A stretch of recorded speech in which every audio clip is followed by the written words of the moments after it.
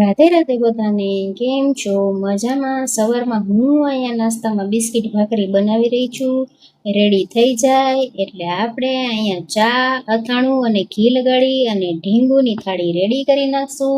અને આજે સાંજે બહાર ડિનર કરવાનો પ્લાન હોવાથી પતિદેવને હતો શનિવાર, એટલે હું અહીંયા બનાવી રહી છું સામાની ખીચડી.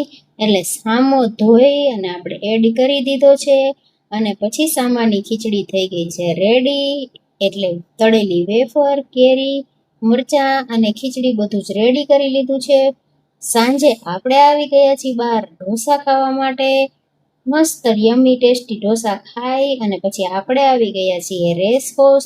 ત્યાં કોઈ સિરીઝનું પ્રમોશન ચાલુ હતું અને પછી બહાર જમ્યા છીએ. એટલે વિચારી અને હું ને પતિદેવ આવી ગયા છીએ રેસકોર્સ વોકિંગ કરવા માટે. ને આપણું તો રંગીલું રાજકોટ રહ્યું એટલે ક્યાંક કાંઈક ને કંઈક ચાલતું હોય. તો ફન સ્ટ્રીટમાં એક ભાઈ ગીત ગાઈ રહ્યા હતા, એટલે અમે તો ઓડિયન્સ થઈને ગોઠવાઈ ગયા. અને આ મેળામાં વેકેશનમાં કોણ કોણ આવ્યું છે જણાવજો. Bye bye.